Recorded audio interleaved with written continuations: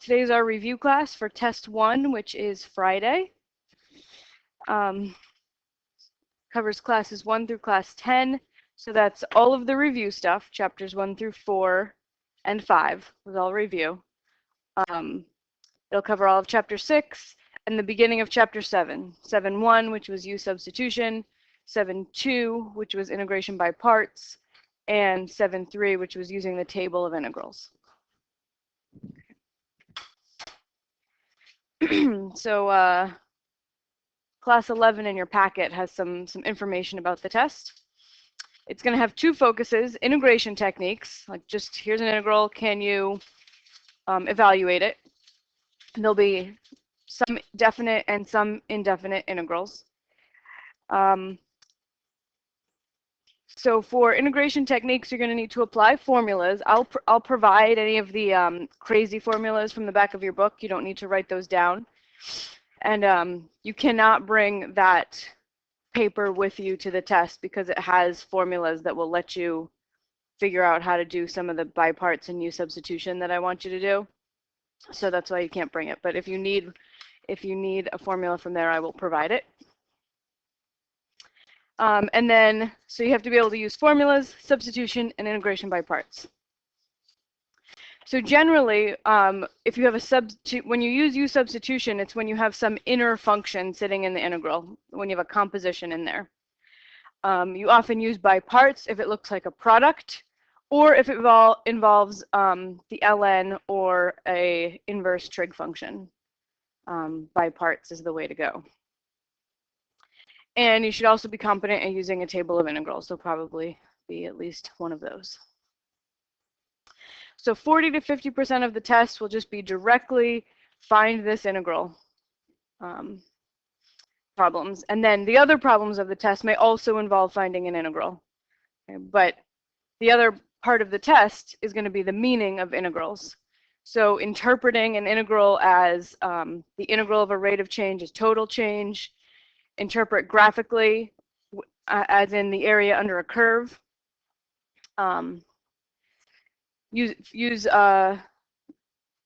Take integrals to solve differential equations, which often involve acceleration, velocity, and distance. That's sort of the most common application that we've looked at. IVPs, that's initial value problems.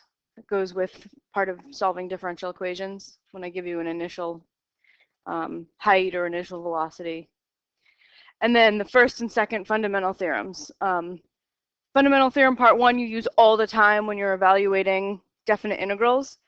Fundamental theorem part 2 was the slightly trickier one where you have the derivative of an integral from a to x of a function just gives you the function back. That was part 2. So review that. There's definitely a question about fundamental theorem part 2. So things to know about the test. You can bring 1 page of notes that you create yourself. It can be no larger than 8.5 by 11. You can write on both sides of it. You have to create it yourself, either handwrite it or type it, but it can't be a photocopy of things from your textbook or class notes or someone else's sheet that they made. You can use the integration formulas reference sheet on pages 1 and 2 of the packet. You can't use anything else. No textbook, no other notes, and no graphing utility. Okay, so no graphing calculator. I will have a handful of scientific calculators if you don't trust yourself to do simple calculations in your head. You can have a scientific calculator. It's fine. So the test is intended to be 1 hour. I use a relaxed time limit on tests. Anyone can have extra time if you want it. It's okay. So I'm going to be giving the test from 8:40 to 11:50. So you can come anywhere in that window. Both of the classes are pretty small, so if everyone comes late, we'll still fit. If you have any other accommodation that you need, just let me know ahead of time. Please show all your work. The more clearly you can demonstrate your understanding of the material, the better your chances for partial credit. Okay, so There's no homework tonight. You should just study for your test. For Monday, you should read section 7.4. And here's your study guide for test 1. All the things you should be able to do, some reference material, and then there's some practice problems. So you have these practice problems, and then there's also an alternative set of practice problems in Moodle. Just quickly show you where that is. Okay, so this is our Moodle site. Scrolling down in here, there's a block called Test Prep Material. These are video solutions to the practice problems that are in your packet. These problems right here. So there are video solutions to those. If you get stuck, you can refer to those. And then there's a alternative study guide, very comprehensive. It's pretty long, but I would really suggest doing it because there may be problems on the tests right from there.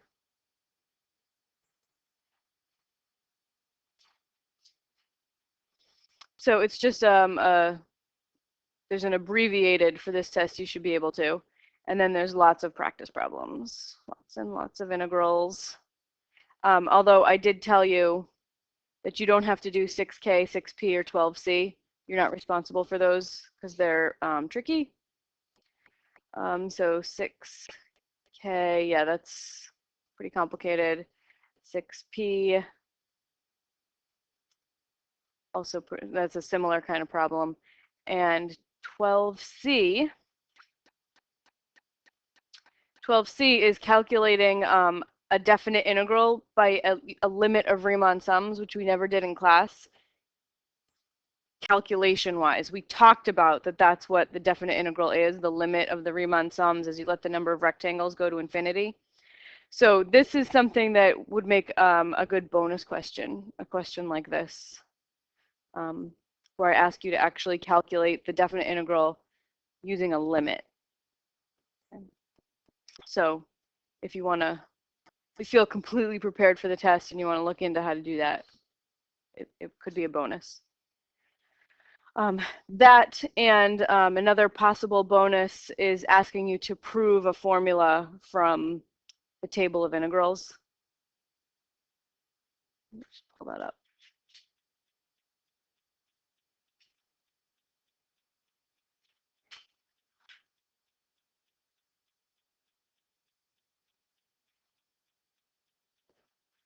So this table of integrals from the back of your text.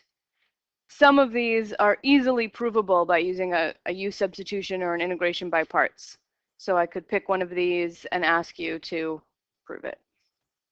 So those are your two possible bonuses.